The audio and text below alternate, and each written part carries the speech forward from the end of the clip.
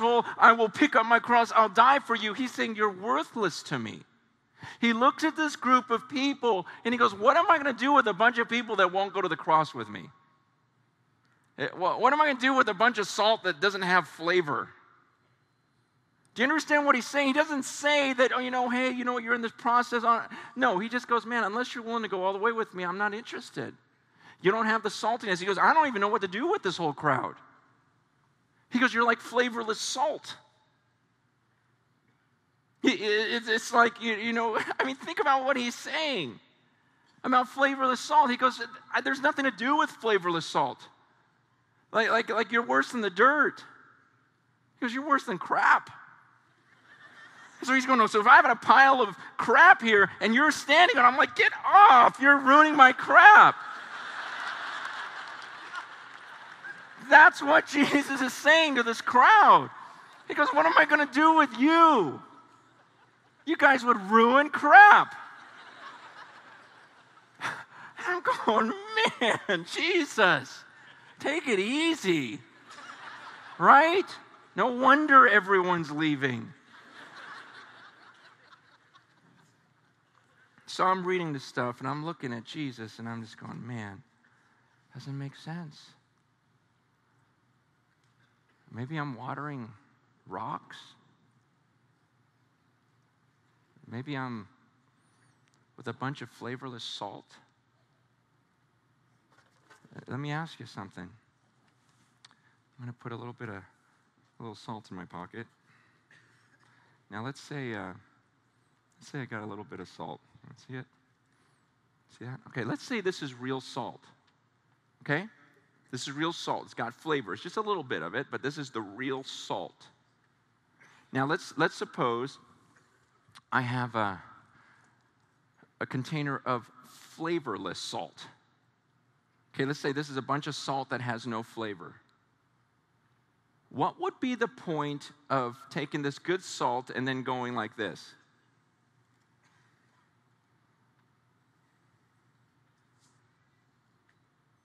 Can you see any reason for doing that? I do.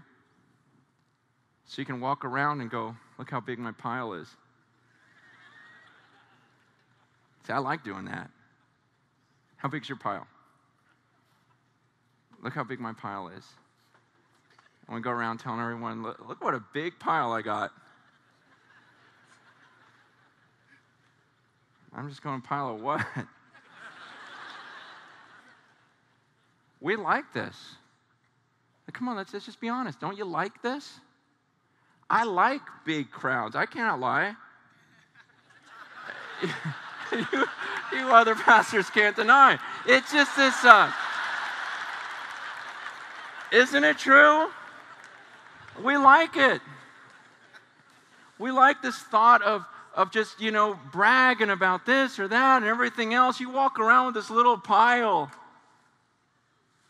I enjoy a full room. I do. I love it. I hate when people leave the church. I hate when they go, oh, man, it's just too much or whatever, and they're friends of mine. And I've been friends with them for years.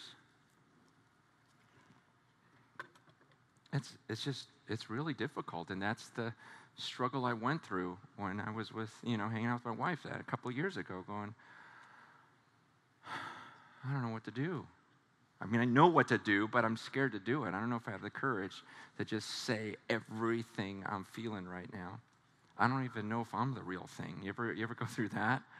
You're like, I don't know if I would follow. I'm just feeling like I'm better than everyone else, so I guess I'm okay. You know what I mean? And I mean, it bugged me so much. I left the church. I told the church, I don't even know if I'm for real. I got to just get away. And I don't know if I'm coming back. And here's a church, man, that I, from day one, 12 years I invested into this. And I loved it, but I didn't have peace. I never totally had peace. And I remember just spending that few months away from the church and going, I'll come back in a few months and just tell you what I'm going to do. And the Lord gave me a love for the church. And the Lord did say, come back and just say it all. And just say it. Just throw it out there. And I remember just saying it when I came back. Just saying everything. I remember people just going, man, what happened to him? He just says anything. Seriously, they were going up to my staff and go, what happened to Francis? We're like the old friend. Wait, what are all these changes? And thank God I had a staff that go, no, we actually like this. We're actually with him on this. Oh, man, it's been this crazy journey, and people have left. People that are just going, man, that's just too much. This one's a lot easier to go to. Their services are shorter. Everything else, we're going to go over here. And we don't want that. We had this huge building project, some, multi-million dollar building project, this little village we're going to build. And I just looked and I go, I can't do that. I don't think that's how Jesus would have done it. I think he would have just said, meet me at the park. And I said, why don't we just plant a bunch of grass and we'll just meet outside? And people were like, well, what if it rains? And I'm like, probably get wet, But we're in Southern California. Come on. And I go, man, haven't you ever heard of the Green Bay Packers? But people will sit in a storm for 4 hours and pay money to do it because they're fanatical about these Packers. Shut up. And I'm kidding. But, no, I actually love the Packers. But, they'll do that, and we won't sit in Southern California weather for an hour and a half to worship God. If you don't do that, then I don't want to be your pastor. That's ridiculous. Because with the church I'm reading about here, man, they'd give everything. It was unstoppable. You're going to let a roof stop you from worshiping?